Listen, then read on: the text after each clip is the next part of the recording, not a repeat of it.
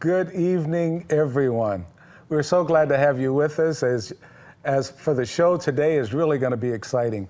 We've got all kinds of good information for you.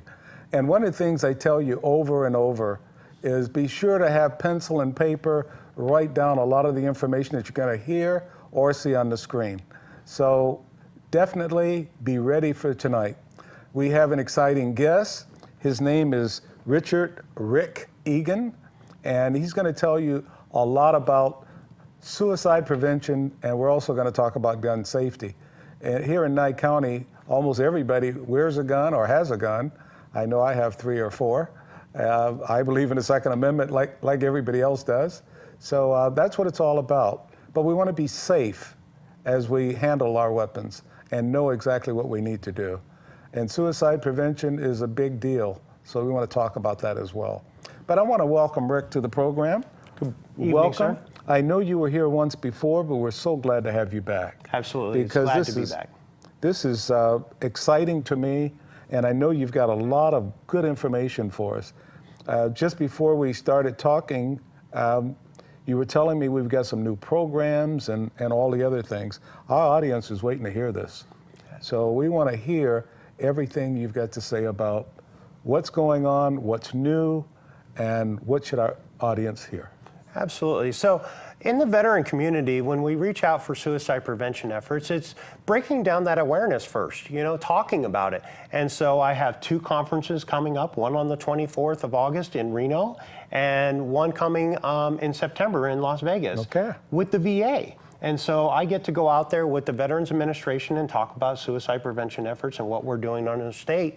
And in our state, we are doing things tip of the spear, meaning that we are doing things in our state that maybe only a handful of other states are doing. Oh, that's great.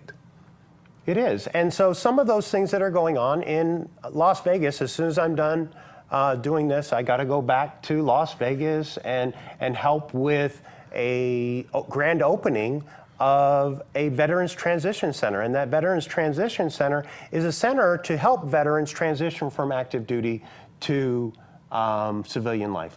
Now, does this cover all the services or just a service? All services. Anybody that considers themselves a veteran, which we know the definition of a veteran is anybody that served. Absolutely. And anybody that served that needs help, Las Vegas is generating this transition center to be able to help our veterans. Now, is this voluntary? The Veterans Transition Center is a nonprofit organization, has tons of volunteers in there to help our veterans.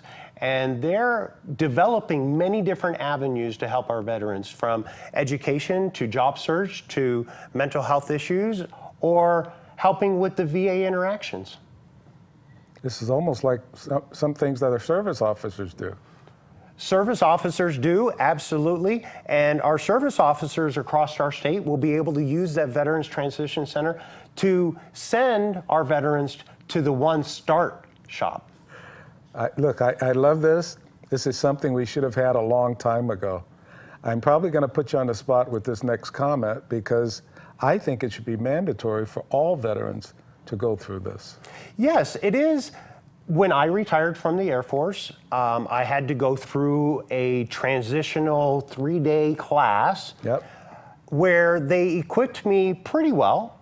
But now we have this transition center that it doesn't stop after those 3 days. Oh, fantastic. It's there all the time. Okay. So even after you've left the military 3 years, you find yourself in circumstances where you need more help, they're still there.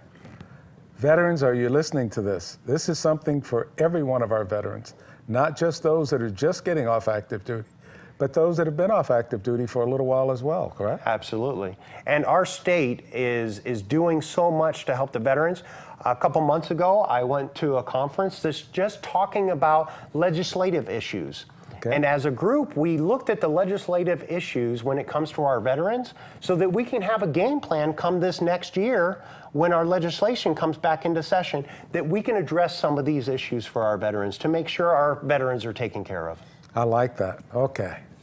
Now, I don't want to get away because I know we can run out of time talking about some excellent programs, but we want to talk about suicide prevention. Absolutely. Where are we right now say nationwide, or you can break it down locally in Nevada. Where are we on suicide prevention? Suicide prevention amongst our veteran population. And so when we started looking at our veteran population and our suicide rate, because across the nation, 20% of all suicides are veteran military related. Okay. And so over the next few years, what we started to do is to clarify who is a veteran, to make sure that we're trying to identify those veterans in need, but also to see how the veteran fits in Nevada. So now when you register for your driver's license, there's a block on there to ask you if you are a veteran. And it's worded in such a way to remind you that all who served are a veteran. Excellent. That's excellent. Okay. And so we're starting to collect that data. And so the reporting's getting better. But at the same time, if the reporting's getting better about our veterans, the other part of that is the fact that our suicide rate amongst our veterans in Nevada have gone down in the 3 reports. So the first report, we did the numbers, and it was 24.4% of all our suicides across our state were veterans. Okay. The second report, it dropped down to 21%. Now, remember, we're starting to report better. And now the newest report brings it to 22%. We're still lower than our first report, but at the same time, we creeped up a little bit, and maybe that is the reporting and the data collection.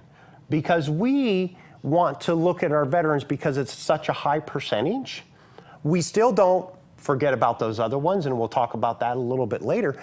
But the other community members could be that other 78% that are not our veterans. But we do have these programs to help our veterans that are in crisis. You know, one veteran or one person is one too many. And do you ever see a chance when we're going to really bring these numbers down? I have hope, and I have an indication that that might happen soon. Okay. But it is all the efforts.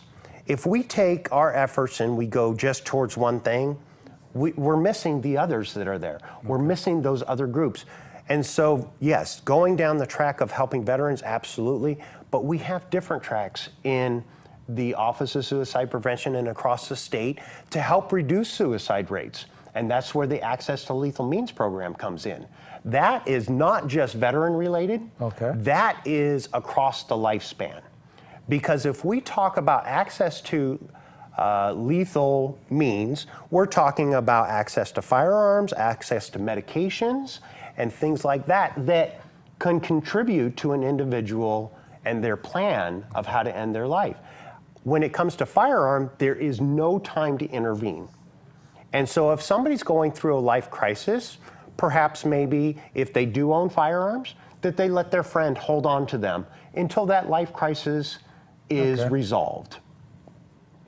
Very good. Okay. You know, when I look at the high rate among veterans, I'm really looking at the veterans, but I know we have it with the teenagers. Yes. We have it with other family members. And like you said, there are different tracks and there are different ways to look at this. Suicide is suicide. And once that person's gone, they're gone. Yes. So if we can prevent that and keep them with us, it's so much better. Absolutely. So always remember, when stressful events go on with an individual or a prior suicide attempt, substance abuse starts to increase, the access to lethal means factor is there. Family factors like divorce, disruption in normal life, feelings of isolation, burdensomeness, you know, those warning signs, changes in a person's behavior, feelings, or beliefs about oneself for 2 weeks or more. These are all things that we want to listen to. And if we hear these things and they make a comment that just doesn't sound right, find out what that is. And once we find out what that is, reach out to the resources in our state to get them help with their life crises that they might be going through. Now, does any of this tie in with gun safety? It all ties in with gun safety. When we reach out to gun shops and shooting ranges and the community members that own firearms, and we talk about where's our firearm when it's not in our possession? Who has access to it when we don't have it in our hands? We always want to remember where our firearm is, where our ammunition is, because we don't want somebody else that shouldn't have access to it to have access to it, especially somebody going through a life crisis. What are some of the things we can do? Some of the things that we can do, for instance, have a long-term storage facility, long-term storage safe for your firearms and another one for your ammunition. Now, on this avenue, I'm not talking about your home protection firearm. Okay. Your home protection firearm, whether it's on you or in an easily accessible, quick accessible lockbox. Meaning that, yes, you're protecting that firearm from somebody misusing it, but it's still accessible to you in a time of need. And that's important. And I know as soon as you talked about a long-term lockbox, there are a lot of people that are listening who would say, wait a minute, what if I need to get to it? And you've already answered that question. I like that. Yeah, there's two different storage needs. Yes. That long-term hunting rifle where that's not your home protection firearm, that goes in long storage. Yeah. But that home protection firearm, no, we need that readily accessible. Oh, this is great, and this is very important. So, in essence, we've talked about suicide prevention, we've talked about weapon safety, and we've also talked about transitioning from military to civilian life. Absolutely. This is fantastic information, and I hope everybody will call you if they have any questions about anything that you've discussed. And we're going to put your number back up on the screen. And as I said before, I want you to write all this stuff down. Be sure to have it available. Is there anything else you'd like to say very quickly? Last thing, 1-800-273-8255. If you ever think somebody is suicidal or going through a crisis, the Suicide Prevention Lifeline, 1-800-273-8255. That's a great number to have. And I want you to stand by. I want you to make sure you have all this information, and then come back for our next session, which will be starting in just a couple minutes. Thank you.